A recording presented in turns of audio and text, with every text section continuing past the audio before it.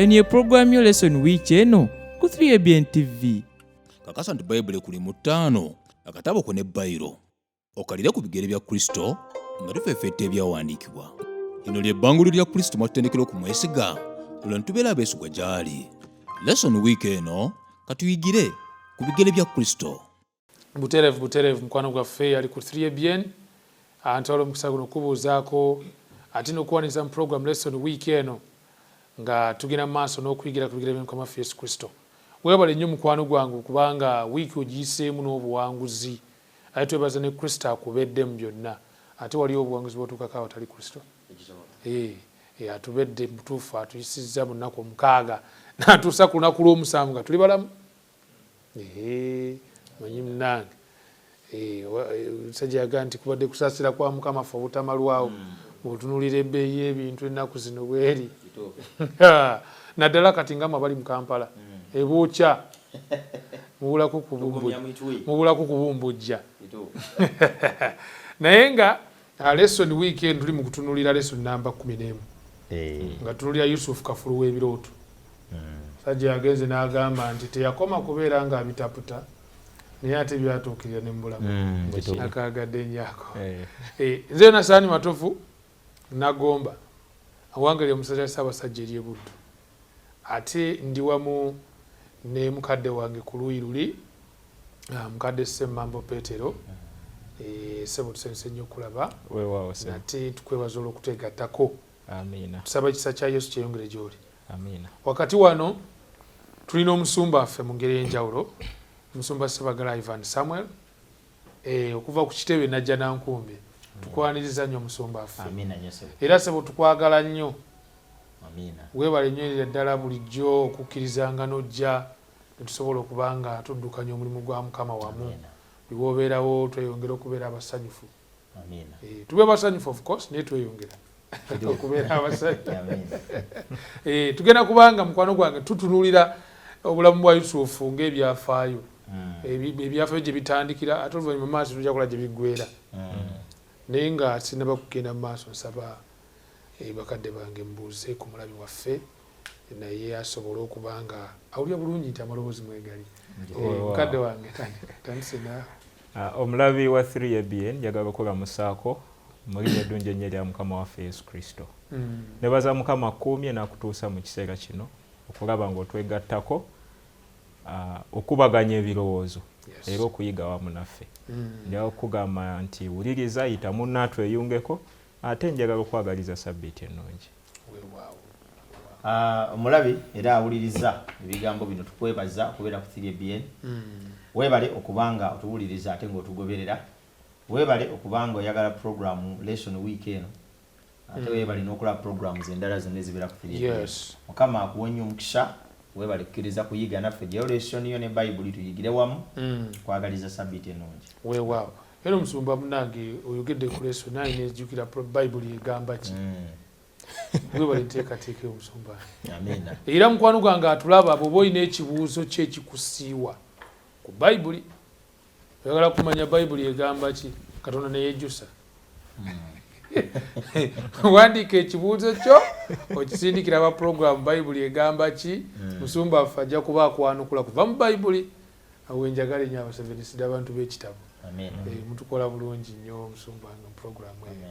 Twala kweyongerayo ne lesson weekend era mukadde waffe Ssebo Petero tusaba otuweereyo essaala tulyoke tutandike. Weewaawo katusabe. Otukoze bulungi kitaffe bw'otuyisizza mu nnaku 6 ez'okukola n'otuyingiza mu lunaku luno obutukuvu obwa sabbiiti nga tugenda okuyiga era n'okubaganya ebirowoozo by'okuyiga ebya lesson. Nsaba Omwoyo wabeera awamu naffe okubeera omuyigiriza waffe omukulu bwe tusabye mu Kristo Yesu Mukama waffe. Amiina. Weewaawo amiina. Tuli ku byafaayo by'omusajja ayitibwa Yusufu. Tubitandise. Yusufu y'omu ku bantu ab'enjawulo mu kitabo kya Lubereberye. Yala kulowooza nti abasinga basikirizibwa nnyo Yusufu n'okusinga bali abasooka. Kunoonyereza kulaga nti Yusufu atwala ekifo kineneko okusinga ne bali wadde bali be bajjajja abakulu. Ibulayimu, Isaaka ne Yakobo. naye coverage ya Yusufu dozi surati ziri 11 kunambirira zona ziri ku Yusufu kituufu musajja w'amaanyi nnyo nnyini ddala. Ekimu ku bintu bye tutagenda kwerabira ku Yusufu, number 1, Katonda atuukiriza byasuubiza. Kuye. Secondly, Katonda ekibi oba kankosa Oluganda lwaffe olwa wano omuteeru agujjamu ekirungi oyogedde bulungi kuba ekibi abantu naye katukozesa omuteeru nti agujjamu ekirungi. Byebimu ku bintu bye tugenda okwetegereza olwaleero mu Leesoni, naye tugenda kutunulira nnyo ensonga eno erabika nga ya mukisa ate mwattu nerabika nga ate bali banne balitera fitina eyokubeera nti omusajja kafulu mu birooto. Ebintu ebyo tubiddemu ebisatu. Atugambye nti Yusufu teyakoma ku kuloota birooto, naye yali amanyi okutaputa ebirooto era ng'abitegeera bulungi. Kyokka n'ekisingamu byonna nti ebirooto ebyo byennyini byatuukirira mu bulamu bwe. Kitegeeza ebirooto bya Yusufu byali bya nsonga. Nze kimufuusizza kafulu mu birooto. kubanga bw'oloota ate ebitatuukirira oba tolina bumanyirivu mu byo tekiriza nakwogerako ng'omuloosi. Bantu bangi baloota eyo n'abatulaba baloota naye tebayinza kuba bakafulu ba birooto kubanga ebyabwe tebirina kigendererwa tebituukirira na mu bulamu bwabwe. Oluusi ne mu kutuukirira beesibako byesibe Musumba nga tetundaba kweyongerayo. Nsaba ekintu kino tukifunze. Omuntu ali eyo ng'aloota kuba bangi abankubidde ku masimu nga baloosa ebirooto. Twalootanga enkuba etonnya nnyo, esente nga ziyiika, nga tupaakinga sente. Okuba wakamala opaakinga sente bw'oti nozuukuka nerandi asonze abanja. Kati waliwo ekintu ekyo ekyebirooto. Omuntu atulaba yetaaga omanya ebirooto ddala. Naddala ebirooto leero bikyakola nnyo amakulu oba tebikyakola nnyo makulu? Ebirooto kubo Katonda lye yakozesanga okwogera n'abantu ng'alikozesa okusinziira mu mbeera mwe bali. Katonda w'aba n'ayogera naawe ayogera naawe mu ngeri gy'onaasobola okumutegeera. Era bw'osoma Bayibuli okuva ku lubereberye okutuuka ku kubikkulirwa, buli omu waali mu mbeera mwali n'engeri gy'alabamu ebintu Katonda bw'atyo bw'amunnyonnyola. Kati enkola ey'ebirooto yakozesebwa nnyo Katonda nga abantu bali mu nsi etali yaabwe, bwe baabeeranga mu nsi z'abakaafiiri.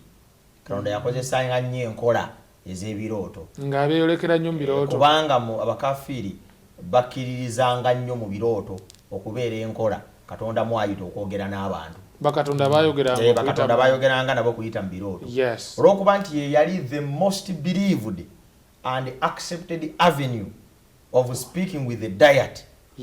Katonda kyava yakkiriza naye akozesenga ebirooto okwanguyiriza baayogera nabo bategeere nti ddala kkubo lyakozesezza okwogera nabo. Bwe naabanga mu mwenna n'amuwanga ebirooto n'amuwa okukolesebwa n'ebirala. So kati mubufunze Katonda yakozesanga enkola eyo emu ku nkola Katonda gy'akozesa okwogera naye si ye yokka. Ne Musumba awo wennyini nga tetunagenda munda ne Sitaani agaba ebirooto kisobokera ddala bw'abanga yagadde okukikuwa.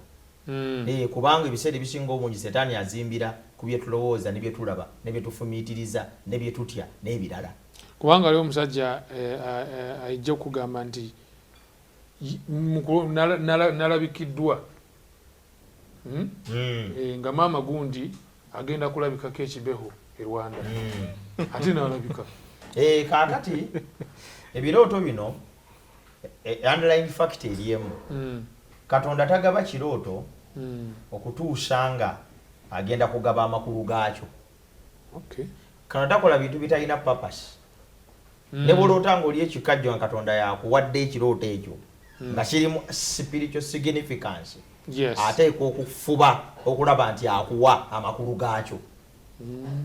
Kyabulabe nnyo okuloota bw'otandika okuditamininga oba kyolose kya Katonda oba kya Setaani oba kigwa ludda ki n'otandika n'okuyaaya n'okunoonya amakulu gaakyo. Musumba gundi avunula ebirooto, musumba gundi avunula ebirooto, kangendeko n'eri banzivunulira ebirooto, ojja kumaliza bakugambye bikya. Kati bw'endoota mbirekawo bw'olootanga ekirooto Katonda wabanga alina ekigendererwa mu kyo ekigendererwa ekyo Katonda ajja kukikubikulira. Lwaki Katonda enkola y'ebirooto si nkola ye mu mulembe guno?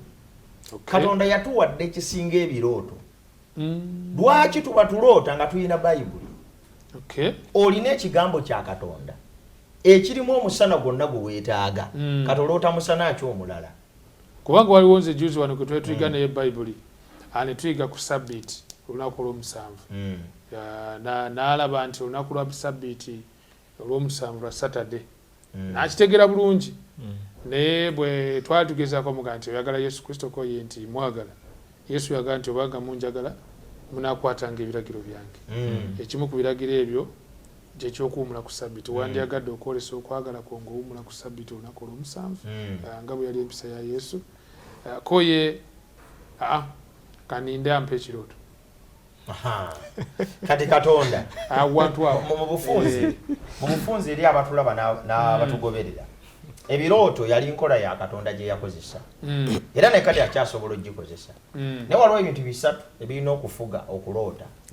Ekisooka Katonda yatuwadde omusana ogumala gwe twetaaga ogusinga ebirooto. Tewakyaliyo kubikkulirwa kupya Katonda gwakyayinza kuleeta nga tekutambulira mu musana guno. So bw'olootanga ekirooto gwali eyo oteeka okukakasa nkiri mu musana olwedde Katonda gwe yabikula edda oguli mu kigambo kye. Singa oloota ekirooto nga tekiri mu musana gwa kigambo kya Katonda emikisa gyonna giri nti ekyo kyoloose n'amakulu g'okifunyeemu tegakwatagana birubirwa bya Katonda. Ekivudde eri Katonda. Ekyokubiri bw'oloota ekirooto nga kiva eri Katonda ebigendererwa byakyo biteekwa okubeera nga bituukiriza ekigendererwa kya Katonda. Tosobola kuloota kirooto nga kikutuuma kutta muntu newankubadde ng'oloota nnyo. Tosobola kuloota kirooto kiwakanya Bayibuli kyegamba. Tosobola kuloota kirooto kimenya mateeka ga Katonda. Ekirooto kiteekwa okubeera ng'omusana ogukirimu gutuukiriza ebya Katonda by'ayagala. Ekyokusatu omuntu yenna bw'aloota ekirooto alemenga okulwana olutalo okutegeera kye kitegeezezza kubanga ebirooto ebisinga obuni tubiroota si lwa kuba ndi Katonda yabituwa naye lwa mbeera za bulamu bye tutya bye tweraliikirira obwongo bugezaako okutegeka fayiro zaabwo. Munaawo wamu kamutulonga alabye emisota naye nga mmere ye muli obubi obwongo bwagala azuuka atambuleko akoleko exercise digestion egende mu maaso. Abazuuka n'oloota ng'olima n'ebirala mmere mpitirivu ejjudde mu lubuto. Kaakati mu bufunze tulina okwewala ennyo okulowooza nti ebirooto biri connected nnyo ne Katonda. Tubeere connected nnyo n'ekigambo kye. Whether waliwo ebirooto ba tewali, we already have the light that can guide us to live. So the effective communication between God and man is the Bible. Is his words. Not dreams. Okay. Empuliziganya engundivu mukwano gaffe atulaba wakati wo ne Katonda si birooto. Kituufu. Wabula Bible. Teweesigama ku birooto by'oloota, weesigame ku kigambo kya Katonda. Kituufu. Okay. Kati twagala kwetegereza emitawaana egiri mu maka ga Yakobo. Onyi Yakobo ono ekyewuunyisa ku ye nti bukyanga alokoka. Lulimi lw'enkoseza kirutuufu nnyo kubanga wali mu kiro kiri weyamegganira yalokolebwa omusajja yafuuka mujja born again naweebwa n'erinnya erijja. Obulamu bwe tebulabika kubanga bunyuma. Emitawaana mu maka weegiri musajja atuuka kufa nga okukaaba kungi mu maka ge. Kati okumu kukaaba kwe tulaba wano ng'oggyeko kuli kwe twalaba edda okwa ddina ku luno ate kati okuliwo kuli wakati w'abatabani be pano ebalaba bubi kundi ono Yusufu. Ekimu ku nsonga lwaki bamulaba bubi byaloota tuze ne kitaawe naye tebyamukola bulungi ebimu. Mukadde wange olina kyewalabyekaawo? Weewaawo ssebo neyanziza mitawaana tugiraba mu ssuula eno eya lubereberye eya 37 twasomyeko ennyiriri 11 ezisooka nga tulaba emitawaana egyali mu famire ya Yakobo naddala nga gikwatagana ku baana bano. Okay. Tumulabanga akkalidde mu nsi ey'e Kanani n'abaana be 12 omuli n'avaako emitawaana gino ayitibwa Yusufu oba Yosefu. Era tukizuula Bayibuli etulaga bulungi nnyo nti Yusufu ono yali muganzi nnyo eri kitaawe okusinga baganda babalala bonna. N'empisa ze. Era n'ensonga etusinyaako ku nsonga ezimu. Emu ku nsonga gyetuwa nti yaloopanga baganda be. Bwe babanga abalina enneeyisa gye beeyisiza etali nnungi yajjanga ewa kitaabwe n'agamba bano baakoze kino ne kino. Kati ebyo ebimu ku byamuleetera okumukyawa. Naye ezo obukyayi bwe ba developing olwekyo si bwewuunya nnyo. Teri ayagala nnyo muntu wa lugambo. Yali wa lugambo. Waliwo akapande akamu ke nasomako mu katale akamu. Obupande bwe batunda okutimba mu nnyumba ng'oli agamba nti embwa enkeera ow'olugambo n'atankeera. Naye waliwo n'enjogera egamba nti ow'olugambo mulungi ekimu takuwaayiriza. Yusufu yali musajja mulungi, ebintu byayogeranga yalinga tawaayiriza. Yalinga alubirira bulungi. Sinakindi yalinga ayagala bakyuse mu nneeyisa yaabwe basobole okutambulira mu kkubo eddungi. Naye n'ekirala kye twalabye nti Yakobo alabika nga yamwagala nnyo olw'empisa ze. N'atuuka n'okumutungira ekyambalo eky'amabala amangi. Bayibuli kyeyogerako kye twalabye nti ate ekyo kyali nga kyambalo kyabalangira. Kwegamba abantu abo bagwa mu lulyo olw'obwakabaka. Mu bufunze nga kiringa ekiraga nti kitaabwe yali agezaako okumusukkulumya ku banne. Sinakindi okumuteeka mu kifo nga ekya first born. Kwegamba yali amusukkulumya okusinga abalala. Ate nga kumpi yasembayo second last. So ebyo byonna tulaba nti byali bireeta obukyayi mu mitima gy'abaana bano. Naye gundi ngandaba nze mbadde ndowooza yamwagala nnyo lwakuba nti maama we yali asinga okwagala z'ensonga gimbadde nnina bulijjo. Kituufu kisoboka. Naye ndowooza nti kisukkawo bwe yatunuulira omwana ono era waliwo omwana okuzaalibwa maama gw'oyagala naye nga ye omwana tayagalika.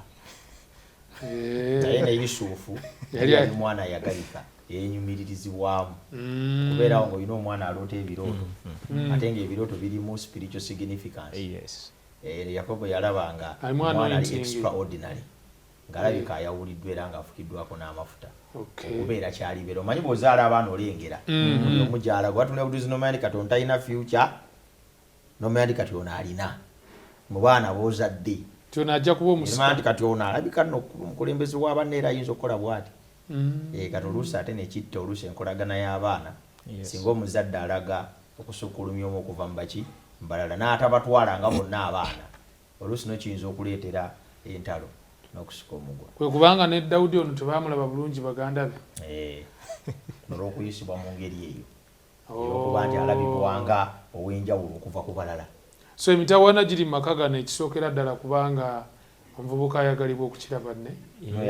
Ekyokubiri nze kyendaba wano nti emitawaana tegikoma. Yakobo amaze ebbanga ddene ng'atambula butambuzi kati n'asetolinga. Olw'olusoka luga nti when Jacob settled in the land. Bwe yamala okutuula n'atebenkera afunye obutuuze kati awummudde musajja yeekulidde takyalina mutawaana gonna oyinza okugamba nti kati byonna byali mumutereredde yali asigadde kulya na kunywa na kuwummula nedda. Olwamala okuteera bati bapapa famire neetandika.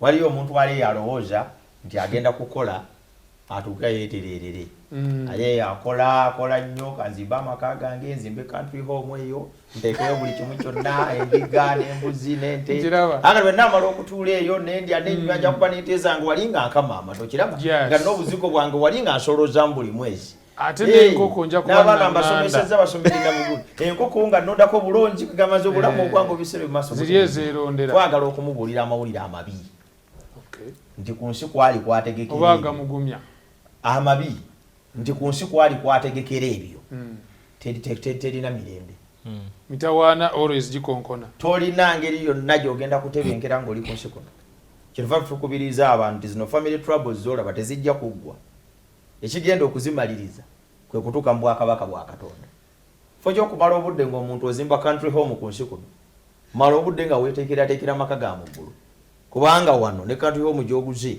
basobola n'okukusenga olinaga nti nze wano naliwo dda era ekyapa kiikino ne bakugjawo ne bakusengula n'ebyo byonna so wano tuyigawo teri kusetolinga mu nsi mitawaana gijja kujja ogumu ku mitawaana gwe gw'okubanga abooluganda bali bakola ki balabye bubi munnaabwe era bamulaba bubi naye n'okusingira ddala ku nsonga eno ey'ebyomwoyo kuba ebirooto byaloota bambi najja n'ababuulira biki byaloose mu mutima omulungi njala kulowooza naye ebiseera ebyo yali tategeera bintu bino biyinza kuba bitegeeza ki naye ng'ajja n'abagamba ndoose ebinywa biri bwe biti byonna ne bivunnamira ekyange kati bali bo baali bategeera amakulu gaakyo munyenye 11 munyenye ne mwezi n'enjuba bimuvunnamira kati ng'olaba nti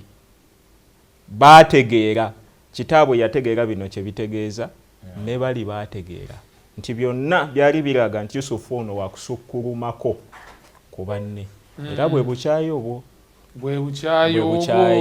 naye bayibuli yatugambye bulungi nnyo nti ebirooto bino byavanga eri Katonda ekitegeeza mu by'omwoyo Yusufu yali akirako ku banne era bwe balabanga enkolagana ye ne Katonda weerabika nnungiko okusinga ku bo ate bajjamu bukyayi mu kifo ky'okutereeza enkolagana yaabwe ne Katonda kwegamba solution yali yakubanga nabo banoonya Mukama. Yes. Abantu bakyawa nnyo omuntu yakoma okuzimba enkolagana ne Katonda enkolagana ye n'abantu efa. Okay. Kizibu nnyo okuba n'enkolagana ne Katonda nga y'amaanyi n'oba n'enkolagana ennungi ne bonna abakwetoolodde. Okay. Nyinza okugamba nti tekisoboka. Tekisoboka. Tekisoboka. Yesu kyava yagamba nti sajja kuleeta mirembe mu nsi wabula okwawula oba ekitala oba omuliro n'ebirala. Nti omuntu gy'akoma okuzimba enkolagana ne Katonda n'enywera atandika okufuuka omuzibu okukolagana naye eri abo abatalina nkolagana y'emu gy'alina ne Katonda. Okay. Era y'ensonga lwaki gwe omukristaayo ali eyo atugoberera tegeera tubobeera ku mayumba kwosula ku mizigo enkolagana yo ne Katonda y'amaanyi manya nti ogenda kusanga obukyayi obutalina na nsonga lwaki buzze. Abantu bakukyawa awatali nsonga, bakuwala n'awatali nsonga, bakunyigiriza awatali nsonga. Obukyayi buyinza okuyimuka mu ngeri yonna kasita omuntu enkolagana ye ne Katonda egenda ng'erinnya. Okay. Oluusi ne begaba maka. Enkolagana y'omukyala ne Mukama n'enywera. Omusajja atandika okweseetula bw'abanga naye talina nkolagana y'emu na Katonda. Ng'ate agenda muzimidi Wiiki ate kati agenze ku kkanisa ate kati agenda okulaba nga omuntu ono abasumbuwa. Era bw'obeera ng'oli eyo ng'okyawa omuntu alina enkolagana ne Mukama omanya nti ogwa mutuluba eri abaganda ba Yusufu. Yusufu akozesebwa Katonda amuwa n'ebirooto bandibadde babyembulesinga nebanga nti Mukama ayogedde naawe Mukama waffe yeebazibwe akugambye eki kyanaze nti ze ngendo bakulebera ate tulina mutawaana Mukama waba alonze gwe ekyo kirungi. Naye bwe baaziyiza okukola kwa Katonda mu Yusufu butereevu bali bamaze okuggulirawo oluggi obukyayi n'entalo. Buli lwoziyiza okukola kwa Katonda mu muntu omulala ategedde Katonda oba ogguliddewo oluggi otandika okulwana ne Mukama butereevu. So family troubles tesobola kuggwawo nga tulina abantu abatakula mu kukkiriza. Okay. Omusajja wabatakula mu kukkiriza entalo teziggwa waka. Ne church board. Buli kaseera. Tugere ku church board by the way. Nakyo yennyini ndi oyesanganga abantu beesazeemu. Olw'okuba nti oba olusi nnoomu yalabye ebintu ng'ebyandigwanidde okulabibwa. Kituufu. Naye abasigale babusibira ekifo. Era kasita abantu babeera nga bato mu kukkiriza troubles teziggwawo. Whether in a family, whether in an organization, whether in the church, whether in relating to one another n'abavubuka abali mu relationship relationship ya utosola kugwa mitawana nga si bakulu kubanga bali mu relationship balowooza kusulako bonna balowooza kwenywegera balowooza ebintu eby'omuntu omuto okukkiriza kale relationship tebiwangaala ebyo ebintu troubles tezigwa mu bantu bali mu relationship nga balowooza ebyo sindikira ku WhatsApp sindikira buno leterere ngambako bino nange kirabo oti twalako ejidi tugende tuli chip sire kinere kasita abantu babeera mu nga bato troubles tezikola ki naye mubeere mu relationship nga muli bakulu mufokasinze ku bufumbo mufokasinze kugenda mu bazadde bawala bakwanjuleyo ofokasinze kuzimba maka gagenda kuwesa mukama kitiibwa relationship tezifa abantu abali mu relationship nga bavubuka nga bafokasinze nga bakuze mu kukkiriza ekintu kyabwe kinywe bagala kugamba kutuukirira mu maaso ga mukama awo bajja kuwangaala naye bano batompadde chips tompadde chicken tompadde ku ngege ate tewambuzizaako ku maca ate kati essimu yoli esinga eyange nga bagundi bo bagulira nze nga totonda ku shopping abantu nga bali mu relationship naye nga abato troubles tezikola ki kyekyali mu famire ya Yusufu ne baganda ya Yakobo ne baganda yes omulungi atulaba tusaba okkirize tusooke tuwumulemuko tugenda komawo tuzuule ebisingawo ku musajja ono sekalootera nabiki ebyamuviira mu birooto byebyo ebirungi ennyo ffe byetulaba byeyaloota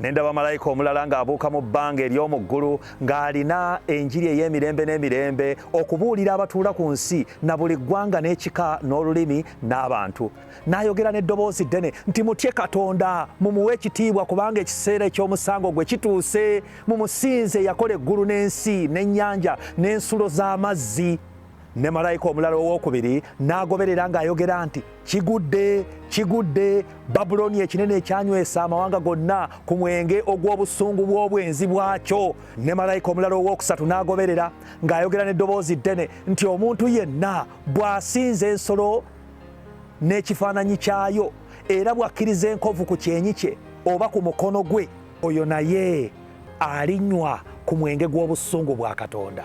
Mu kiseera kino weetaaga amagezi agava ku nsulo ey'obulamu osobole okweteekateeka olw'ekyo ekijja eri ensi. 3ABN ezzegawanye okuwa essuubi eryo gyekuumireko. Atukulisayo mukwano gwaffe mu kuwumulamu tukwebaza okuba nti otambula naffe ku 3ABN amazima agatajunguluddwa oli wakati mu Leesoni wiiki eno tutunulira Leesoni namba 11 Yusufu Kafulu w'ebirooto byo tubirabye nga abiroose mu kitundu ekyasoose niye twagala okwebaza gwali mu ddiiro lyo ate nawe wali ku YouTube uli kubanga osubscribing ate mwatuwe balina okubanga okomentinga wansi awo nzoba n'ekibuuzo kyonna ku bulamu bwa Yusufu oba kyekuuse ku Bayibuli tulina program eyitibwa Bayibuli egamba ki musumba ffe addukanya programu eyo tuli nayo wano ajja kuba ayongera okuyambako okuzuula ebisinga mu Bayibuli ku kikyegamba ku miramu egy'enjawulo kuba twetaaga otegeera Katonda ebalibweka nti obulamu obutagwa buli mu kutegeera Katonda n'omwana we gwe yatwa so okwebuuza kituyambako nako okutegeera kibula bajjanga eri Yesu bamubuuza ebibuuzo eby'enjawulo nyinza nti ofuna obulamu obutagwawo so it's important to ask kati so gwabuuza sharing obubaka buno mukwano gwaffe twagala okwebaza okola bulungi bwereere era tusabisa kya Kristo kyeyongere gy'oli kati yongereyo tuli mu kwetegereza emitawaana tugirabye egiri mu maka kati ate emitawaana bwe gibeera mu maka ekintu kyonna bwe kibeera nga kizaaliddwa kikula emitawaana mu maka tugirabyemu kati waliwo ebiva mu mitawaana egyo bwe bulumbaganya eri ali Yusufu. Okay. Tutugende maaso sebo. Yes, obulumbaganyi buno bwajja Yusufu nga atumiddwa eri baganda be abali mu kubunda musajja wattu atutte emmere atambudde tuuse gye baamulagiridde Sekemu taliiyo afunye omusajja wamulagirira ate weeyongereyo ogende Dosani Edosani.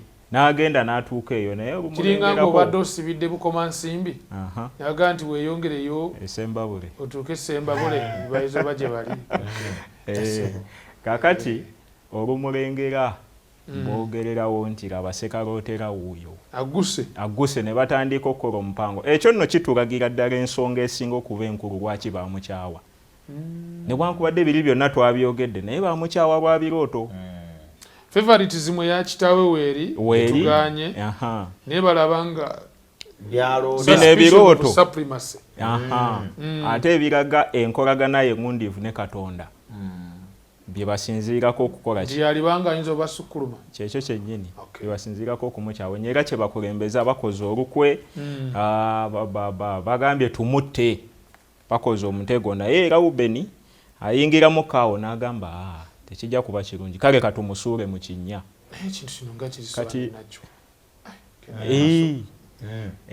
kati baabagira awo Yuda ndowooza yataasataasaako kuba ekyala Ubeni kyali kyongereza ekyalinga ekiwa grace period ey'okutta kwe nti oba kweyongereyo kennaku waakiri afe mu wiiki ng'ali eyo talya naye ate Yuda aleeta pulaani nga balabye Abayisimayiri abagula abantu nga bajja agamba akatumutunde beewonya omusaayi okubalibwa ku bo naye ate babeere nga tebagenda kuddayo kumulaba kati ne basalawo bakole ekyo naye tulaba mu lugendo luno lwonna nti Katonda ono yali ne Yusufu wegamba Yusufu alina gye yaganjamu mu maaso ga Mukama kuba yali muddu we ategeera Katonda we era nti ne bwajja baganda be ne bamubula Katonda ateekawo omuntu okumulagirira wajje bali nti bw'atuuka ne bagala bamukwate bamutte Katonda asaawo Lawubeni ogamba nti tetumutta kale katukole bwe tuti era ateekawo ate ne Yuda kwegamba mu Yuda muno tulabiramu obulokozi eri Yusufu okuva mu mikono gy'abaganda be era bwe tusoma ne tweyongerayo mu Bayibuli tulaba Yuda kikyali mu bulokozi bw'omwana w'omuntu ndaba ng'ekifaananyi ekyo kiviirayo ddala bulungi mu bulamu bwa Yuda ono mutabani wa Yakobo naye kyenjagala ndowooza nsembyeyo ku nsonga eno nti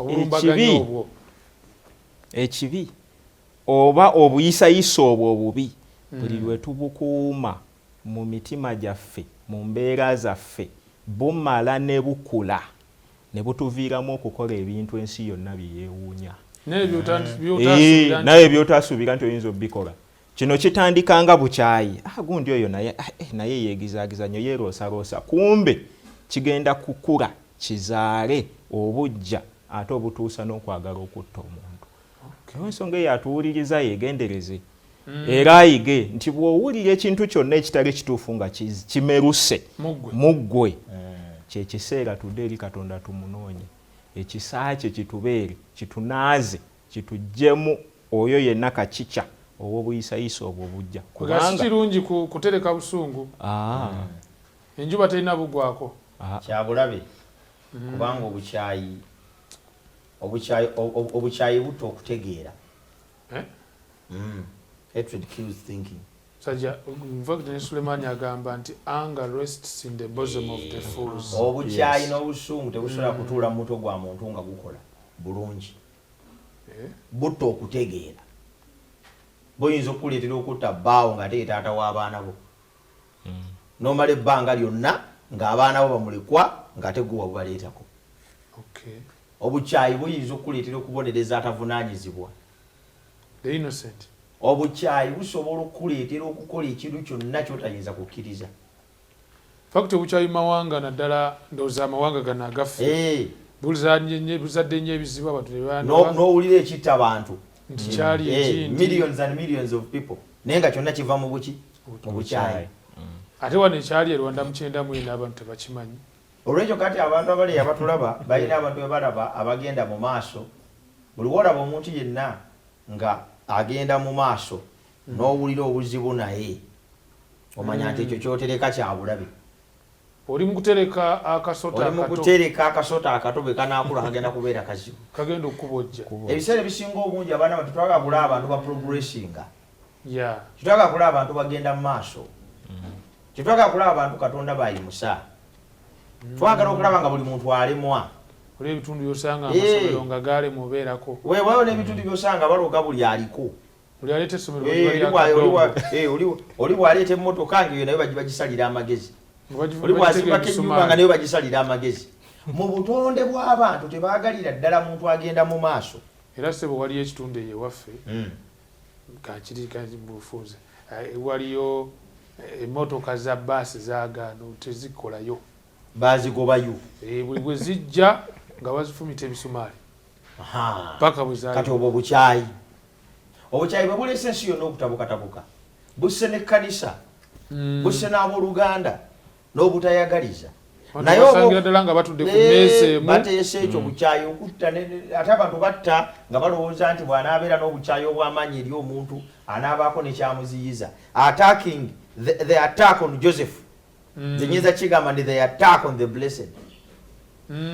Tosobola kulumba muntu Mukama gwawadde mukisa. N'omalako naye. Bano baalumba Yusufu kituufu. Naye ekyamazima olutalo lwe baali batandise lwali lunene. Njagala okutegeeza abantu abatugobere. Bw'otandikanga olutalo eri omuntu nga Katonda amaze okumuwa omukisa oba otandise olutalo otajja kumaliriza. So kikulu nnyo ne tunoonya ebirungi mu bantu abalala. N'ebirungi ebyo ne tubiyigirako ne tubawagira tugenda mu maaso. Naye okulumba Yusufu ng'ate Mukama amaze okumuwa omukisa baali bamala biseera. Waliwo entalo z'olwana eyo muganda wange naye ng'olwanira bwereere. Togenda kumalako na lutalo olwo. Ekyo Mukama nga yakiganya kibe. Nga tokyasobola kukiziyiza. Olwanira bwereere. Katonda gwe yawa omukisa ne bw'okola otya. Mukama ebigendererwa biri omuntu ebisikana bikola ki? Olwekyo obukyayi si solution. Ate ndowooza ne Sitaani ekintu ekyo yennyini abadde akikola kuviira ddala mu ggulu. Obukyayi eri omwana wa Katonda. Tulaba ne ku nsi ng'aze awuuyo amuyiganya nga yakazaalibwa ate wana musanze mu ddungu wuuno kati wano nina byendabye similarities endabye. Naye tewaliwo nteekateeka etaatuukirira obulamu bwa Yesu Kristo kubanga Setaani amukyayi. Okimanyi nti obulumbaganyi ku musajja ono Yusufu bulina ekifaananyi kye bukuba ku bulamu bwa Kristo. Kituufu. Ekyambalo n'ekya Yesu baakigabana. Kituufu. Era waliwo ebyokulabirako, waliwo okukwatagana kungi. Bw'olaba Yusufu ng'anyigirizibwa wano nga banne baagala kumutta, kikuwa ekifaananyi ky'obukyayi Abayudaaya Abafalisaayo n'Abayudaaya kye balina eri Yesu Kristo. Ate alina musango. Bamulaba ng'azze ne bagamba nti oyo tumuggyewo bw'amala okuzuukiza. Naye ekyo tekiremesa Katonda kutuukiriza nteekateeka ze eri bantu kubanga gw'olina obukyayi gye bali. Kyenjagala okutegeeza nti okuba n'obukyayi eri omuntu tekiziyiza Katonda kumuwa omukisa. Abantu abamu balowooza nti bakyayiddeko Katonda, abamu baagala Katonda abeegatteko. They have a problem. Waliyo abantu abali abalina obukyayi nga baagala Katonda abeegatteko. Oli bw'akukyaha wamatuufu n'ayagala ne Katonda naawe akukyawe kubanga naye akukyaye. Which is not right. Nayagala awulire nti gundi yasiraana. Singa yasiraana, singa yafaafaaga. So mu bufunzi ne bw'okyawa omuntu tekijjawo kuba nti Katonda amwagala era alina ebiruubiri ebituufu gy'ali. So tomala budde kukyawa muntu, mala budde ng'onoonya ebirungi mu ye okolagane naye kugenda mu maaso. Weewaawo tuba toyanza kati njagala kulaba gundi ono ayingiramu otya mu bintu bino. Nze nange ekintu kino badde sikyetegerezanga. Yuda ne Tamali. Yuda ne Tamali bayingira batya mu sitoole eno kuba we tukomye wali nga basajja bamusudde mu ki mu bunya. Bamusudde mu bunya, Yuda anyiiga. Okay. Yuda anyiiga. Alabira ddala nga ku bonna baganda be baali nabo omwenda ng'oggyeko ye ne Yusufu by that time. Bonna tewali wayagala kusazaamu nteekateeka ya kutta Yusufu. Yuda atandika okukitegeera nti ndira abantu bakyamu. Manyi weegenderezanga nnyo ng'okola ekikyamu n'abantu abalala. Bw'okola ekikyamu n'abantu abalala kangeze mwenna mwepanze ne mutta omuntu ne mutta kitammwe ku lw'ekibanja. Yagalagaana mmwe abasigaddewo nga mumaze okutta kitammwe tewali addamu kwesiga munne. Enkomerero ya byonna nammwe mumalirize emaali temugiridde nga mwetemye mukubaganye muyiye omusaayi. Kaakati bano bakola ekikyamu nga group naye Yuda agenda okwetegereza ng'alabika ali mu bantu bakyamu gw'oyinza okusigala ng'oli wa Luganda n'abantu abatemudde munno Yuda mu busungu obungi n'okuwulira ng'atamiddwa embeera y'ewaka n'okulaba ng'alabika ali mu environment y'abassi naga yaba amaloli wekala badda nakunze kati waliwo problemu ya kinishi waliwo problemu y'obusika kubanga Yuda ye mwana omukulu omu ku baana abakulu abaleeya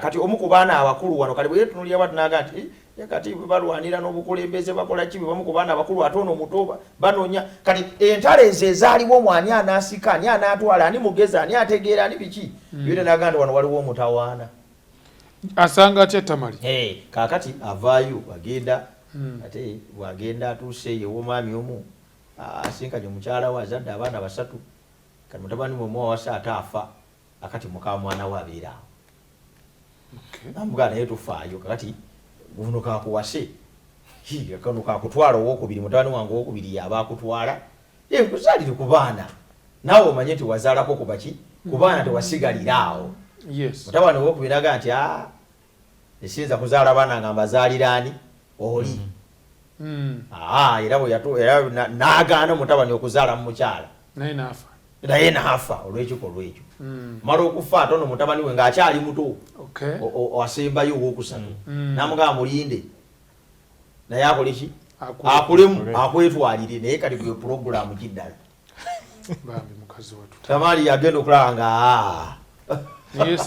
naga nti kaneesalira amagezi n'akozesa omukisa gw'omululu ogwa sezaala we tugambe bwe tutyo omululu gwa sezaala we kale obunafu bwe mululu bwe yalina n'akozesa obunafu obwo oluvannyuma nga Yuda ate yeebase naani ne mukamwana we enkomero yabyonna tulaba nga waliwo confusion awo kubanga kino kiyingiramu okutulaga nti waaliwo wakaseera wakati awo naye mu kaseera konna wakati awo bayibuli tesigala ng'esirise mu kaseera ak'okutunda Yusufu ne mu kaseera ak'Abaganda bw'okugenda luddawa eri Yusufu gye baamutwala ne mu kaseera okwogera ku bulamu bwa Yusufu bayibuli eraga nti ekyasigala eri nga Yusufu amaze okutwalibwa mu bunyage it was confusion, it was stampede, ebintu ebiswaza, ebintu ebyewuunyisa mu bufunze nti nga bamaze okukola ekintu ekikyamu tebaali bakusigala mu mirembe kwegamba sitaani taleeta mirembe essuula eno etuwa reflection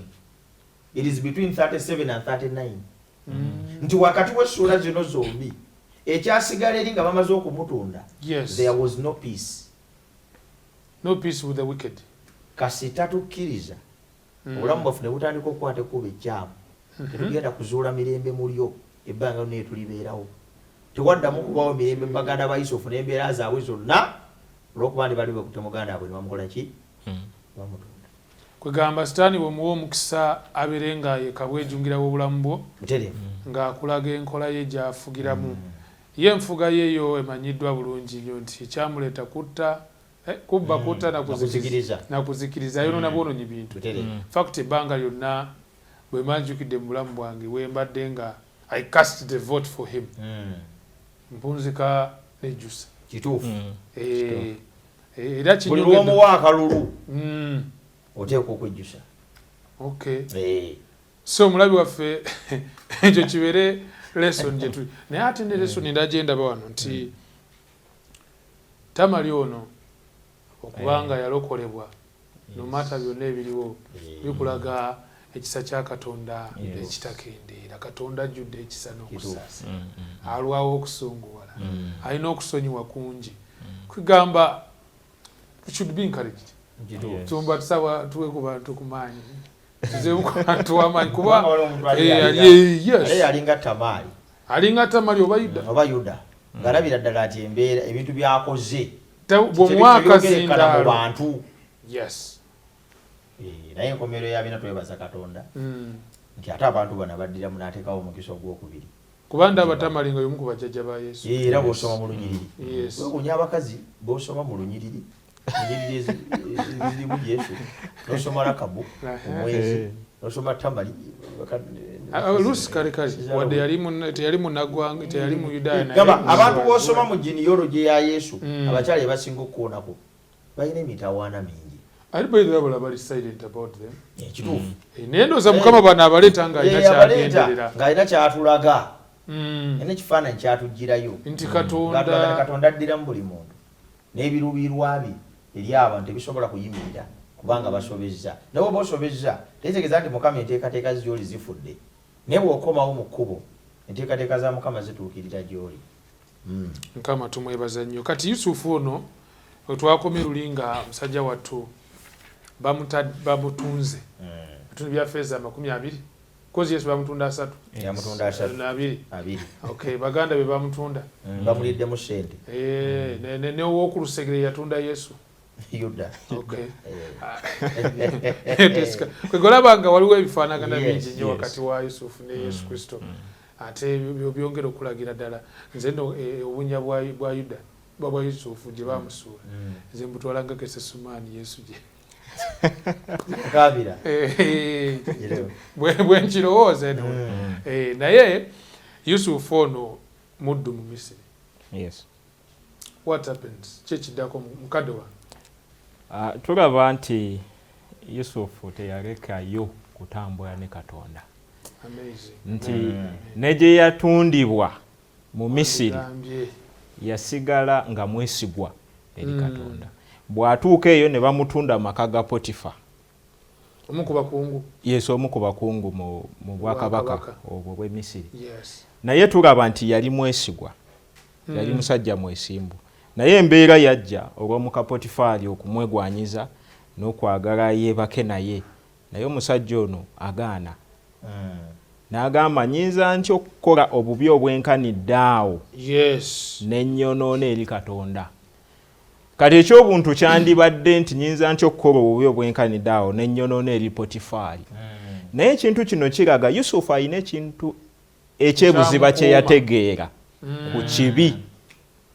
Yategeera nti ekibi it is an attack on God himself. Oba olumbaganye Katonda kennyini. Nti oba tekikomye wano ku bantu. Kuganza omukadde w'ekkanisa ne wemba sikulaba. Okay. Eri araba eyali araba mu nnyumba ya Potifaali Yusufu gwe yategeera. N'amanya nti kino sinze gwokosa nza kulembera. Nedda. Wabula eri yakulaba akuumirako eriiso gwoba okosa. Bwe kiri. Newankubadde ng'ebibi ebimu bye tukola bikosa abantu bannaffe. Naye ate asookerwako ye Katonda. N'omuntu ono gw'oba okosezza ate naye muntu wa Katonda. Kati Katonda yasinga okukosebwa ekibi okusinga ne bantu bannaffe. Kino Yusufu yakitegeera. Kyova olaba yagamba mu kifo ky'okweyonoonesa mu maaso ga Katonda waakiri nfiirwa omulimo gw'empeereddwa mu maka muno okuba omukulu wa byonna naye nga sononye maaso ga Katonda. Era gye biggwera bamusindise mukomera agenze atuuse eyo. Naye nga bwe kiri nti empisa z'omuntu ze zimukulembera gy'alaga. N'omuntu wa Katonda yonna embeera gy'emutadde Katonda yamukulembera. Era yasigala atambula ne Katonda.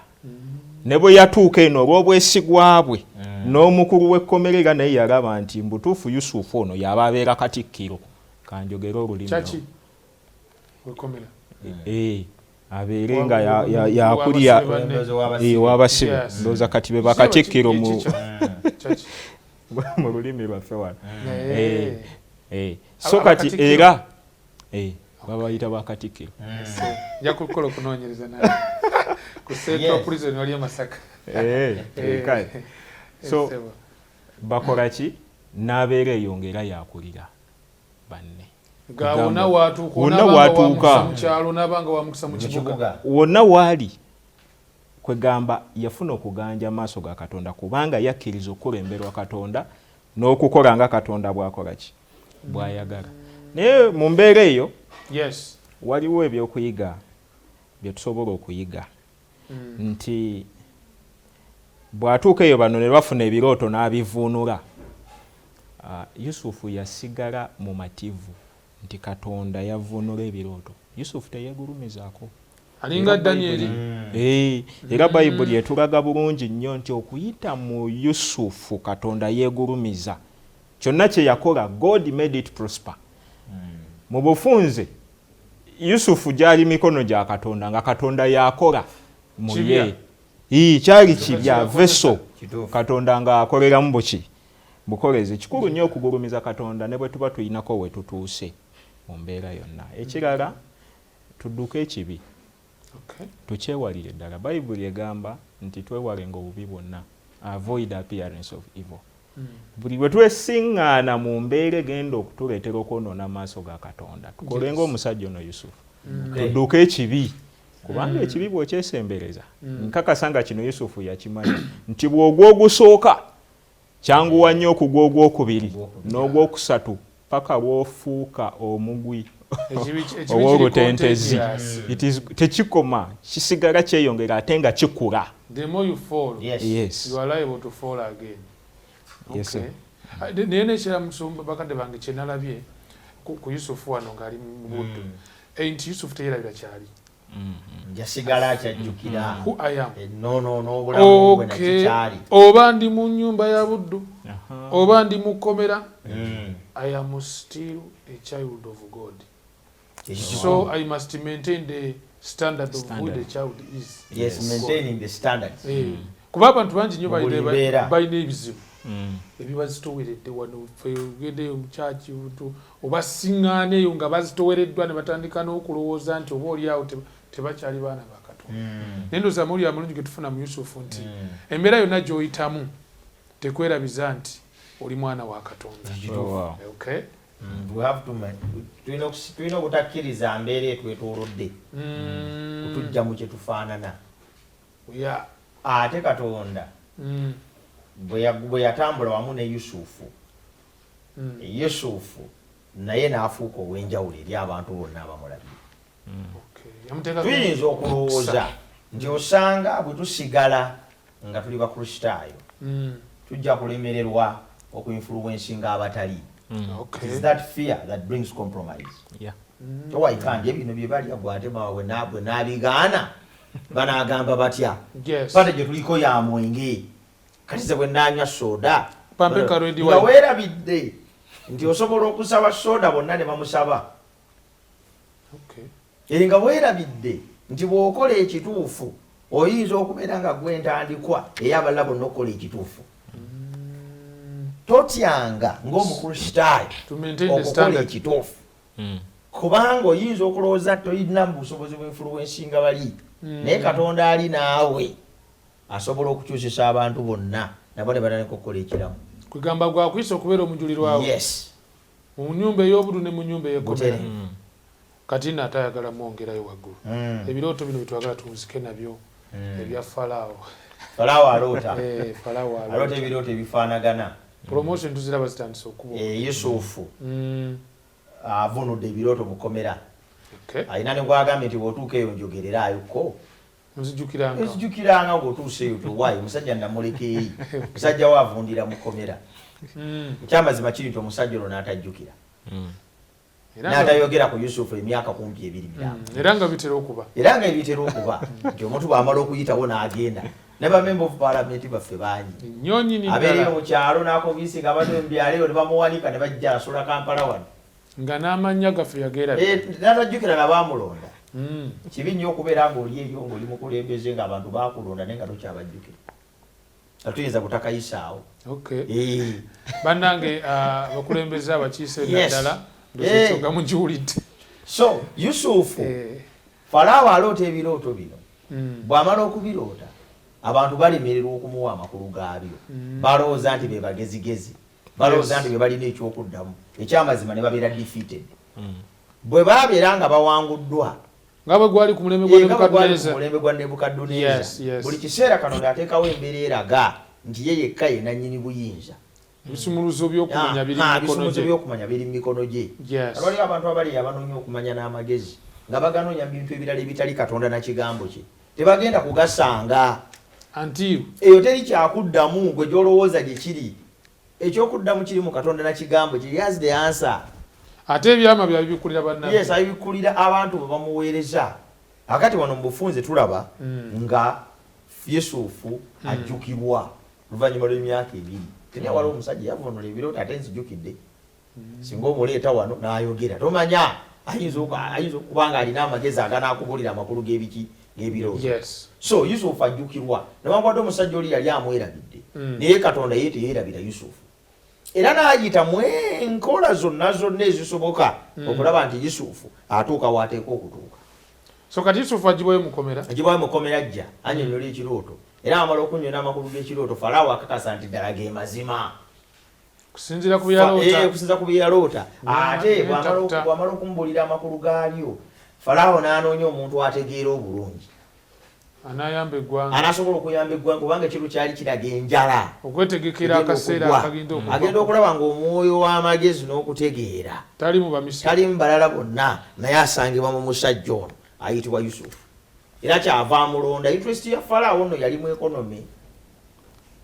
Ebirala byonna ebyali mu birooto Katonda yavunde n'ebirala tebyamukolera makulu ekyamukolera amakulu ye economy n'ebyenfuna naye era ne mu ekyo Katonda n'ajjayo Yusufu okubeera omusajja agenda okukulemberamu. Kwegamba ensonga zetwatandise nazo tuzirabye. Yes. Number 1 Katonda byasuubiza bituukiriza. Ekyokubiri nti Katonda omutawaana oba emiteero akujjamu omukisa. Sumba tuweereye essaawa tuwunzikirawo. Kitaffe tukwebaza olw'omukisa gw'otuwadde bw'otuleseewo nga tuli balamu. Twebaza ku lw'obulamu bwa Yusufu bwe tulabye. Weebale nnyo Mukama kubanga wamusobozesa okuwangula naffe otusaasire tuwangule. Wamuwa amagezi n'okumanya n'obeera naye mu buli mbeera era n'omufuula omuwanguzi. Naffe Mukama tumanyi nti olina ebiruubirirwa bingi gye tuli. Tusaba nga twegayira ebiruubirirwa ebituukirire.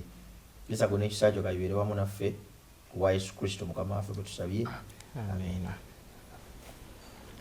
Webale nnyo mukwano gwaffe okuba nti otambudde naffe okuva gye twatandikidde okutuuka ku ddakiika eno. Twagala kubanga tukusibulira wano nga tukwagaliza Sabbiiti ennungi ate tusaba nti n'ekisa kya Kristo kyeyongere gy'oli.